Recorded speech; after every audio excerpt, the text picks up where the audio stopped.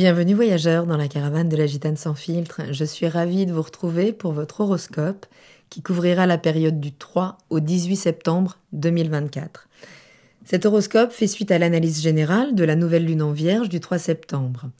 Donc si vous êtes Capricorne, ascendant Capricorne, ou si vous avez la lune dans le signe du Capricorne, eh bien cette nouvelle lune, cette période de 15 jours, vous invite à suivre tout ce qui va impulser un changement de vision, de philosophie, en tout cas d'ouverture d'esprit. Il y a l'idée avec la Vierge toujours de venir purifier un secteur de notre vie, et vous, c'est le secteur des croyances, de la philosophie, de votre manière de donner un sens à votre vie.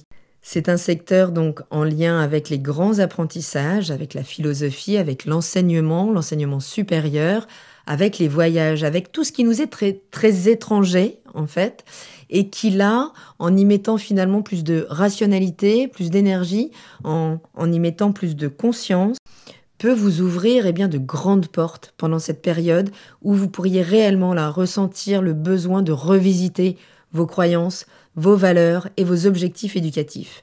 Donc les voyages, l'expansion de vos horizons intellectuels seront extrêmement favorisés pendant cette période. Donc investissez dans votre croissance qu'elle soit spirituelle, qu'elle soit éducative, qu'elle soit en lien avec l'étranger. Donc c'est vraiment un beau moment pour planifier un voyage qui ait du sens, qui pourrait soit vous aider à approfondir vos connaissances, à aller beaucoup plus loin. C'est la maison de l'anthropologie, vraiment. Donc on comprend par se mettant en contact avec ce qui nous était étranger jusque-là, on peut adopter une nouvelle vision des choses. Cette nouvelle lune, elle est portée par l'arcane 20 du tarot, qui nous parle de l'avènement d'une nouvelle conscience, d'un nouveau regard sur les choses qui peut vraiment initier une grande dynamique. Mercure, planète des échanges, de la communication, des déplacements, a rétrogradé votre secteur 8, est encore dans votre secteur 8 au moment de la nouvelle lune. Et peut-être avez-vous pu, pendant cette rétrogradation, aller beaucoup plus en profondeur, opérer peut-être des transformations assez intenses, vous permettant de déployer une nouvelle estime de vous-même et une nouvelle dynamique de communication en lien avec vos finances partagées, en lien avec votre intimité profonde, relationnelle et sensuelle et pulsionnelle également. Vraiment, vous avez pu la revisiter pendant cette deuxième rétrogradation, votre subconscience qui y a sous les blessures émotionnelles. Peut-être avez-vous même eu des vraies révélations, Mais Mercure quittera bientôt ce secteur pour vous permettre de dynamiser, d'analyser et d'organiser peut-être ces nouveaux voyages en quête d'une nouvelle philosophie ou ces nouveaux apprentissages que vous êtes en train déjà de nourrir à partir de cette nouvelle lune. Mars est dans votre secteur 6 qui concerne votre santé, qui concerne le travail, les collègues, le quotidien, l'hygiène de vie. Et là, vous pourriez être vraiment motivé à vous employer à travailler dur au quotidien, à peut-être adopter de nouvelles routines et vous y tenir avec courage. Juste attention aux illusions concernant justement votre santé ou votre bien-être. Puisque Neptune est en secteur 3, au carré. Donc vigilance, réajustez vos relations pour qu'elles soient plus authentiques aussi peut-être. Pluton rétrograde votre secteur 2. L'idée c'est de vous concentrer sur la gestion de votre temps, de votre énergie, de clarifier vos croyances pour éviter peut-être des malentendus.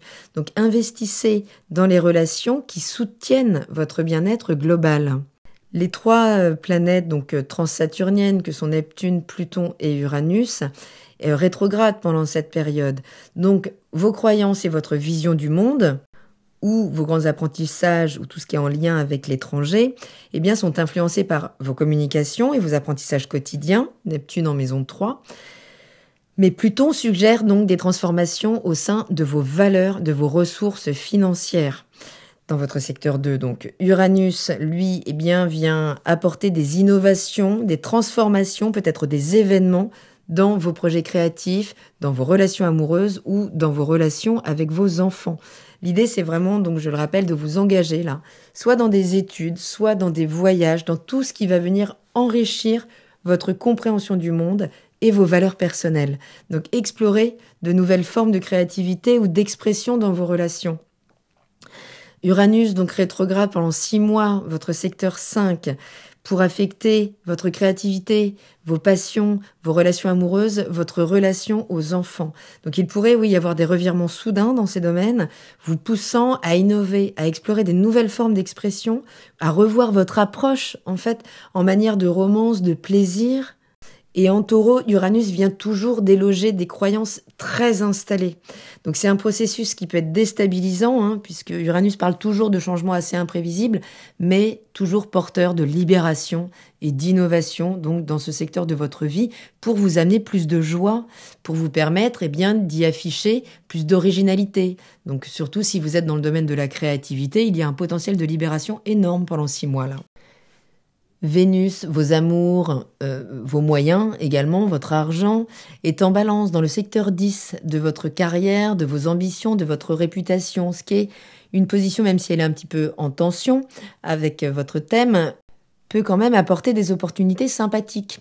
Puisque, donc on parle de votre carrière, de votre statut public, qui pourront être influencés certes par des schémas du passé, parce que le nœud sud est également dans le secteur, conjoint à Vénus, mais il y a possibilité justement de revoir là des choix professionnels antérieurs, des relations avec des figures d'autorité qui vous permettraient de revenir réévaluer en fait à partir de votre nouvelle estime, de réévaluer les contrats qui vont avec en fait. Et vous aurez l'occasion de comprendre ça entre le 4 et le 6 septembre puisque la Lune arrive dans ce signe, donc dans ce secteur de votre carrière dès le 4 septembre. Donc cette lune va à un moment s'aligner sur Vénus, puis sur le nœud sud. Donc vous pourriez ressentir le besoin de réévaluer certains objectifs professionnels. Donc je le disais, de revisiter des choix passés. Mais ça peut être le moment de faire un point surtout sur ce qui fonctionne et sur ce qui nécessite un ajustement. Donc cherchez à identifier en fait les patterns, les résurgences de situations ou de problématiques en lien avec l'argent, peut-être la séduction aussi dans ce secteur de votre vie, pour mieux équilibrer vos aspirations professionnelles avec votre vie personnelle et d'être plus ouvert en fait à peut-être lâcher prise, abandonner certaines stratégies qui ne vous servent plus. Le 5 septembre, Mars entre dans le signe du Cancer, dans le secteur des partenariats, des engagements avec l'autre dans la relation, qu'elle soit personnelle ou professionnelle. Et là, pendant les 2 prochains mois, vous pourriez faire face à des tensions ou à des dynamiques compétitives en fait dans vos relations proches, dans les relations dans lesquelles vous êtes engagé. Mars en Cancer n'est pas très à l'aise, il est vraiment c'est le feu dans l'eau, donc Mars accentue les émotions dans les interactions, donc avec le partenaire, ce qui pourrait conduire à des confrontations, puisqu'il y a toujours la possibilité de conflit là où est Mars, et surtout si des problèmes sous-jacents ne sont pas résolus, ont été mis un petit peu sous le tapis. Là, vous pourrez profiter de cette période pour travailler sur l'harmonisation justement de vos relations, pour clarifier vos attentes au sein de vos partenariats. Le 7 septembre, journée potentiellement intense, la Lune entre déjà dans le signe du Scorpion, dans votre secteur 11. Vigilance, ça peut être 2 jours vraiment intenses là émotionnellement, toujours en Scorpion. Mais ici, ce sera en lien avec vos réseaux sociaux, vos réseaux amicaux, vos projets collaboratifs, associatifs, vos projets à long terme. Donc là, vous pourriez ressentir un besoin de transformation dans ces domaines, vraiment, peut-être en revisitant vos engagements envers certains groupes, certaines amitiés, en réévaluant peut-être vos objectifs à long terme. Donc ce sera un bon moment, là, s'il y a vraiment du conflit, puisque ce même jour, il y a un carré avec Uranus quand même. Donc ce sera un bon moment, juste pour comprendre que derrière les conflits, il y a la possibilité d'entrer dans des liens plus profonds, plus authentiques, avec des amis, avec des alliés au sein de certains projets qui vous correspondent vraiment, mais qui vous demanderont peut-être de vous émanciper d'autres relations, d'autres projets. Dans la nuit du 10 au 11 septembre, la Lune entre dans le signe du Sagittaire, dans votre secteur 12, le secteur de l'inconscient, de la mise en retrait du monde, peut-être pour connecter à plus de spiritualité, pour finalement contacter une forme de guérison intérieure. Les choses dans ce secteur doivent se finir, se boucler, puisque c'est également le secteur où l'on prépare la suite. C'est le secteur de la gestation. Donc là, ce transit de 2 jours, il va favoriser une forme d'introspection. En fait, c'est le contact à notre monde intérieur qui est favorisé quand la Lune transite ce secteur. Donc là, vous pourriez ressentir un besoin plus important de vous mettre en retrait, peut-être de réfléchir juste à traiter justement ces émotions enfouies pour pouvoir travailler sur des schémas subconscients. Donc profitez là de cette période pour prendre de la ressource, pour clarifier vos motivations. Le 12 septembre, la Lune entre dans votre signe, donc dans votre secteur 1, celui de votre identité, de votre apparence, de ce que vous montrez au monde. Donc vous êtes poussé finalement à vous concentrer sur vous là pendant 2 jours et surtout sur la manière dont vous vous présentez à l'autre. Donc la conjonction avec Cérès, elle vous encourage franchement même à prendre soin de votre bien-être personnel, pour réévaluer vos priorités personnelles, pour peut-être ajuster votre image en fonction de vos véritables aspirations. Juste éviter donc avec Cérès les décisions trop radicales sous le coup de l'émotion quand même. Ça peut être un moment assez intense. Le 14 septembre, la Lune entre dans le signe du Verseau, active votre secteur 2, secteur des finances, des valeurs, des possessions matérielles. Donc ce transit, il vous pousse à réfléchir à vos ressources réelles, qu'elles soient énergétiques, en termes de corps, en termes d'énergie pure, mais en termes de ressources matérielles également, et à la manière dont elles soutiennent votre indépendance. La conjonction avec Pluton qui est rétrograde peut révéler des tensions intérieures, en lien avec des transformations nécessaires sur votre approche de l'argent, des valeurs, de la matière. Utilisez cette période pour peut-être réévaluer vos priorités matérielles, pour transformer votre relation à l'abondance et à la sécurité financière. Le 16 septembre, la Lune entre dans le signe des Poissons dans votre secteur 3, donc secteur de la communication, des relations proches, des petits déplacements, votre zone de confort. Mais c'est un moment là qui vous encourage peut-être à vous connecter à votre entourage d'une manière plus empathique, plus intuitive, peut-être à le dépolluer aussi. Donc les émotions peuvent être amplifiées ce jour-là dans vos zones de proximité, que ce soit avec les voisins, les frères et sœurs, dans le cadre de formations rapides ou de petits déplacements. Et il pourrait y avoir peut-être une certaine confusion dans vos échanges. Donc c'est un moment propice là pour vraiment clarifier vos attentions pendant ces 2 jours. Et peut-être d'exprimer vos pensées avec plus de sensibilité, plus d'empathie.